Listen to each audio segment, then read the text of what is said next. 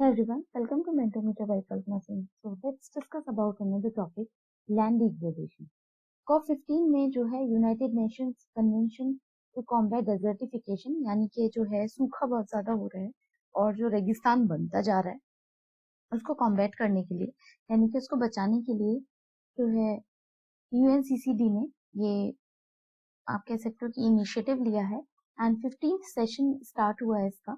तो 15th session of conference of the parties COP15 of the United Nations Convention to Combat Desertification held in Abidjan, Cote d'Ivoire.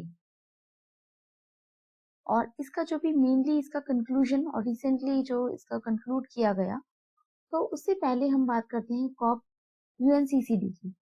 Meets finally since 2001 and COP15 theme इसका जो था mainly land life लीकेसी, क्योंकि आप अगर land बचाओगे soil prepare होने में बहुत time लगता है और अगर इसको ऐसे ही वेस्ट होता रहेगा कि फर्टिलाइजेशन प्रॉपर नहीं है और डिग्रेडेशन होता चला जा रहा है, so that is a concerning situation.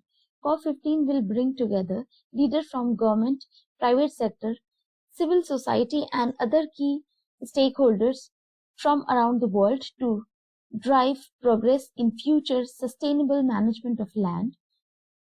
India had hosted COP14 of UNCCD in 2019 and made commitment to restore 26 million hectare of degraded land by 2030 and COP14 theme जो इसका था restoration land sustain future.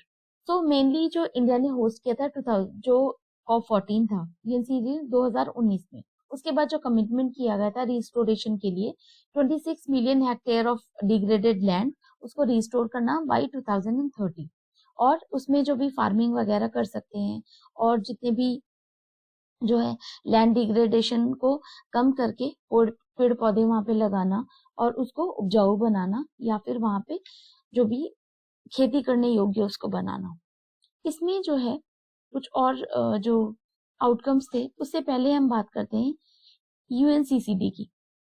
तो united nation convention to combat desertification mainly इसका genesis है 1994 में establish हुआ था. So legally binding international agreement linking environment and development to sustainable management and इसका जो मेन फोकस था coordinated actions to put the world on a path to land degradation and carbon neutrality.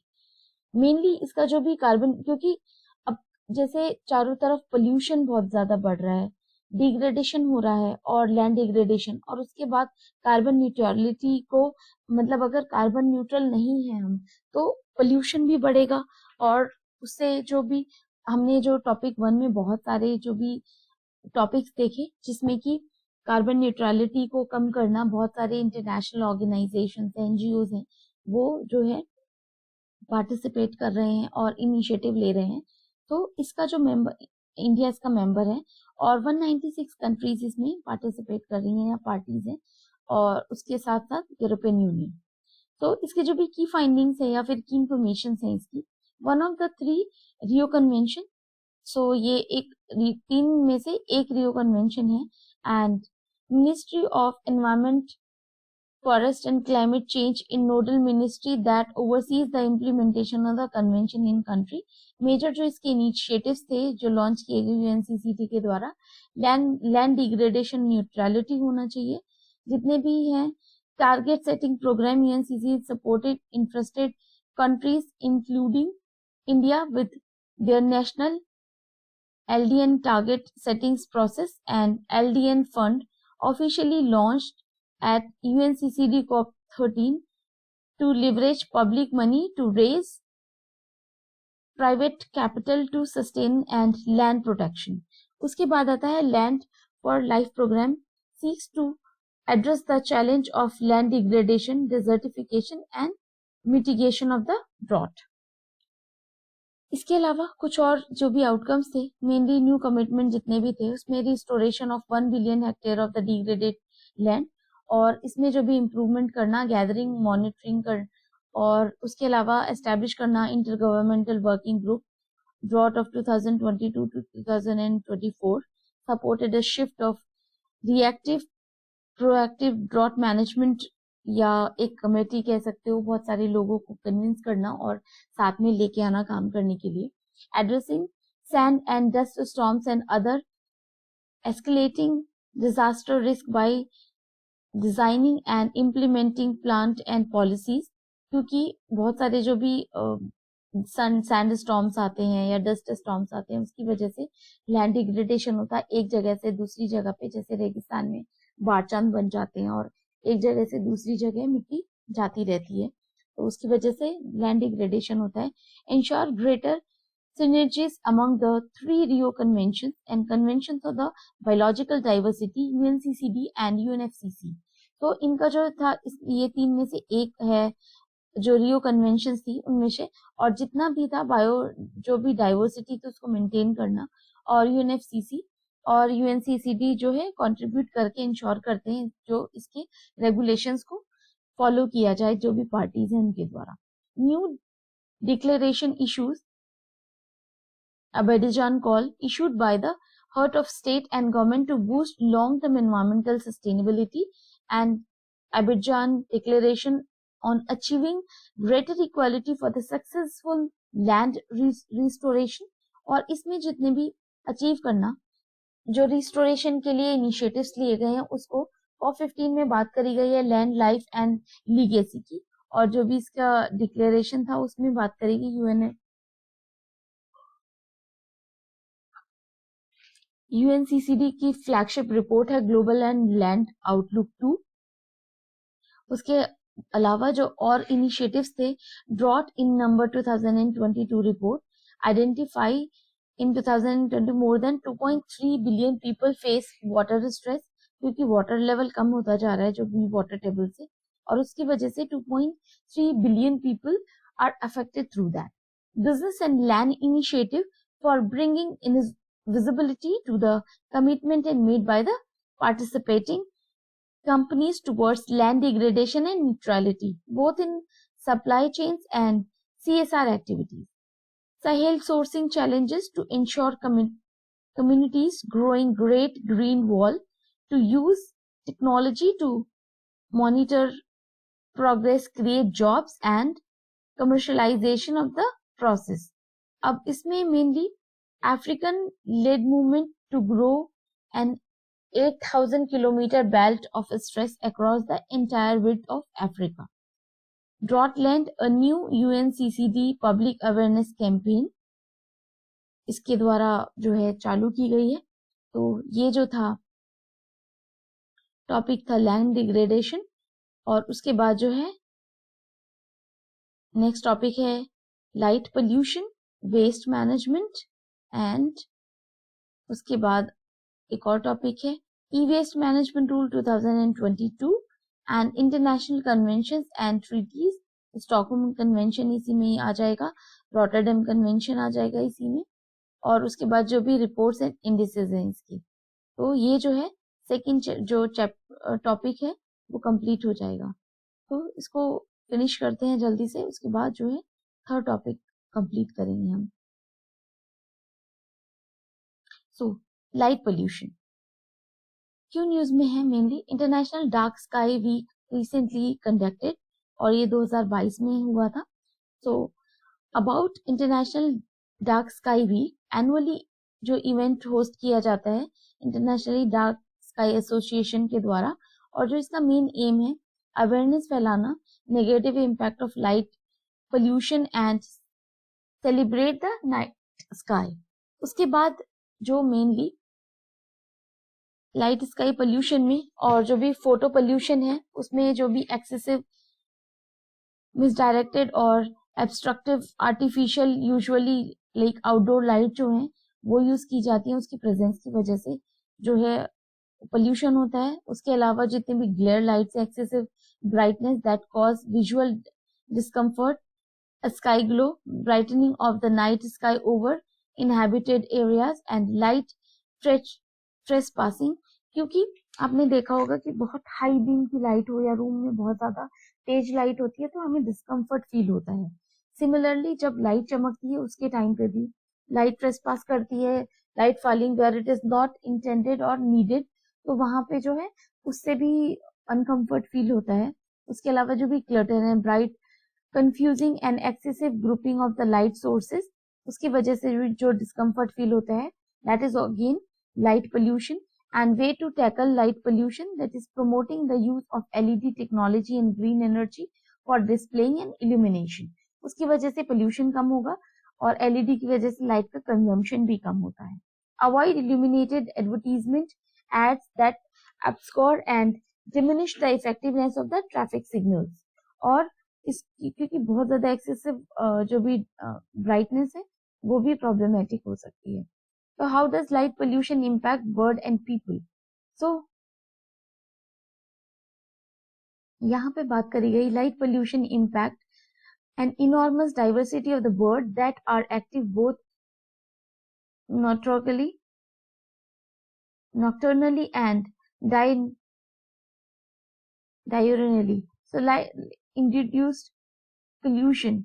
So mainly इसमें pollution में contribute to the death of millions of birds from pollution with building and their building infrastructure. उसकी वजह से जैसे pollution होता है light से, तो बर्ड्स को नेचुरली उतनी लाइट वैसे जरूरत नहीं होती, बट अगर पोल्यूशन हो रहा है, बहुत ज्यादा लाइट वहां पे पड़ रही है, तो उसकी वजह से बर्ड्स की डेथ हो सकती है.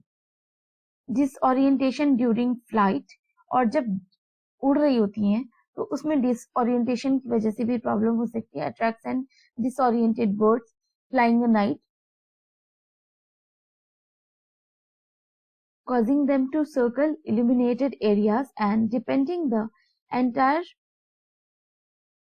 reserves and putting them at the risk of the exhaustion, predation and lethal pollution. उसकी वजह से जो है बर्ड का नॉर्मल जो रूटीन है वो डिस्टर्ब हो जाता है. डिस्ट्रप्शन ऑफ इकोसिस्टम में impact not only on the birds but also other animal and plants also. Other impact है इसके interference with the astronomical research, increase energy consumption, और दूसरा है disruption of the biological rhymes, and that is alter birds behavior including migration, floating, और उसके अलावा vocal communication में changes, disruption daily and annual biological cycles, and harms human health, impact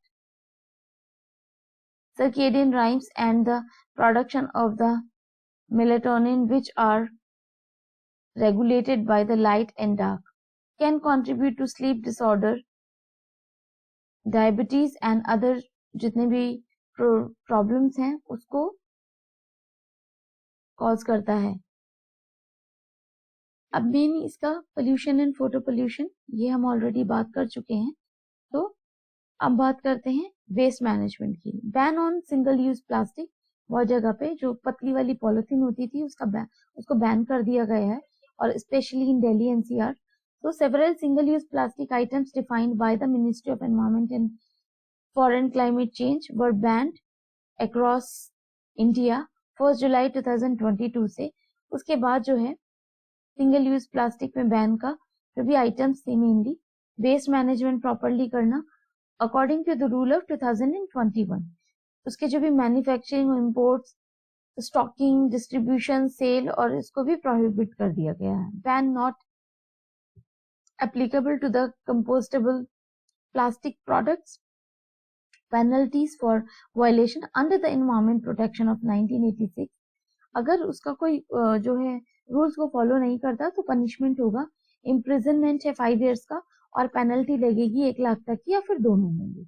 अब इसमें जो है इंपॉर्टेंट जो प्रोविजंस हैं PMWM Amendment Rule 2021 का, aim to curb pollution caused by the littered and unmanaged plastic and phase out single-use plastic item by 2022. Single-use plastic जो है defined as a plastic items increased to be used once from the same purpose before being disposed or recycled. Thickness of the plastic carry bags increased from 50 micron to 75. With effect to the 30 सितंबर 2001 से जो है thickness बढ़ानी है और single use plastic नहीं use करनी। और जैसे आजकल मिल्क पैकेट भी आ रहे हैं तो काफी थिक जो है पॉली के आ रहे हैं। Complete ban on the use of सैशेस using plastic material for storing, packaging और selling gutkha, tobacco and paan masala. और extended producers responsibility guidelines given legal forces, जैसे plastic packaging waste not covered under the identified single-use plastic item shall be collected and managed in an environmentally sustainable way through ERP of, यानी कि extended producer responsibility of the producer, imported and banned owner as per PMW rules, PWM rules 2016. अब इसके जो भी mainly step by the government to ensure enforcement of the ban, mainly e-governance portals and apps. Prakriti Mosquet to spread greater awareness among mass and bring behavioral changes. National dashboard on elimination of single-use plastic and plastic waste management. Set up ये जो है Ministry of Forest and Climate Change, bring all the stakeholders at one place, और जो भी सारे stake holders एक साथ मिलके जो इनिशिएटिव लेंगे और जो भी इनिशिएटिव लिया जाएगा it will be more effective. Central pollution control board launch extended producer responsibilities हैं, जिसमें portal for plastic packaging for compliance for ERP obligations by producer, importers and brand owners. Mobile app for single-use plastic grievance redressal to empower citizens to check sale, usage and manufacturing of the single-use plastic, क्योंकि public participation is important.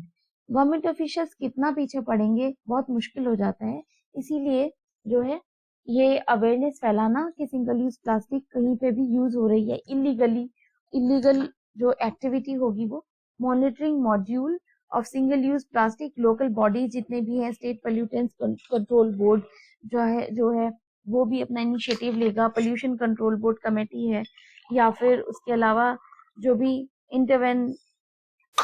इंटरवेटाइज details of the single use plastic product sale and usage in the commercial establishment,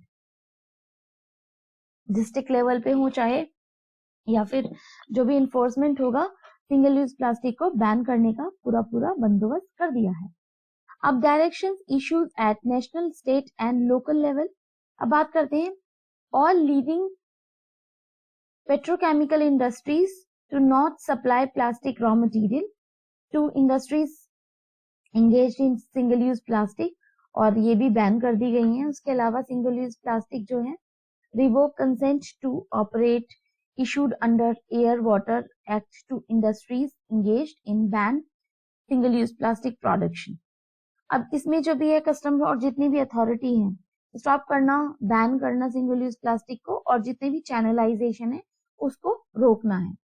अब यहाँ पे कुछ और news हैं, जैसे कि महाराष्ट्र, तमिलनाडु, गुजरात और जितने भी other top plastic waste producers हैं उनको, उसमें mainly based on central pollution control board data, और उसमें जो भी देखा जा रहा है कि कहाँ कहाँ पे मिल रहा है और इसकी जो भी फाइंडिंग्स है, इंडिया 5th रैंक पे है, और जो भी इसका जनरेशन है तो plastic waste with an annual discharge of 3.5 million ton in 2020, almost 83% जो है कम्स फ्रॉम जस्ट 10 स्टेट्स, क्योंकि जो पॉपुलेशन पे भी डिपेंड करता है और उसके अलावा जहाँ पे इंडस्ट्रीज हैं वहां पे भी, तो सिंगल यूज प्लास्टिक को बैन करना इज दी प्रायोरिटी, और पोल्यूशन होगा उससे एनवायरमेंट को भी बचाना है। तो ये जो है initiative is such a good initiative for our health. On per capita basis India's plastic waste generation has almost double over financial year 2016 to 20। जितने भी ये लोअर, जितने भी डेवलपमेंट जो भी remains lower than most of the developed economy, और उसमें जो है पुनीत सागर अभियान, UNEP has signed memorandum of understanding with national cadet corps to tackle issue of plastic pollution, क्योंकि आपने देखा होगा एनसीसी कैंप वगैरह लगते हैं, उनको सिखाया जाता है कि किस तरीके से अपना एनवायरनमेंट बचाना है, किस तरीके से सर्वाइवल करना है। तो यहाँ पे भी उनका जो है हेल्प ली गई है। और प्लास्टिक में जितने भी प्लास्टिक चैलेंज प्रोग्राम है to increase awareness among the local people, और जो भी पॉपुलेशन है उनको समझाना कि सिंगल यूज प्लास्टिक का यूज नहीं करना, काफी हार्मफुल होता है। और जो भी बॉटल्स वगैरह हैं वो भी फूड ग्रेड प्लास्टिक की यूज करनी है। और जो भी मेनली इसके जो भी आउटलुक है, global plastic outlook policy scenario to 2060, the global plastic outlook policy scenario 2060 report was recently released by organisation of economic cooperation and development, OECD ने जो है ये रिपोर्ट दी है। और इसमें जो भी मेनली रिपोर्ट में 2060 तक use of the plastic and plastic waste will be almost triple globally and driven by the economic and population growth। और अगर ये 3 गुना हो जाता है तब तो फिर मतलब प्लास्टिक ही लगता है कि प्लास्टिक ही प्लास्टिक दिखाई देने वाली है। Large increase expected in the emerging economies in the sub Sahara African and Asian, flowing impact from the plastic life cycle are projected to more than double GC emission, ozone formation and acidification and human toxicity। इस सब चीजों को कम करना ये main जो है इसका M है। तो ये वाला टॉपिक खत्म हो गया है। ई वेस्ट मैनेजमेंट के बारे में हम कल पढ़ेंगे या फिर नेक्स्ट वीडियो में। तो तब तक के लिए आई एम गोइंग एंड मुझे दीजिए इजाजत। और अपने फ्रेंड को शेयर कर सकते हो फिर रियली लाइक द कंटेंट, और रिविजन करते रहिए। Exam is coming and knocking at the door. Thank you so much and take care, guys.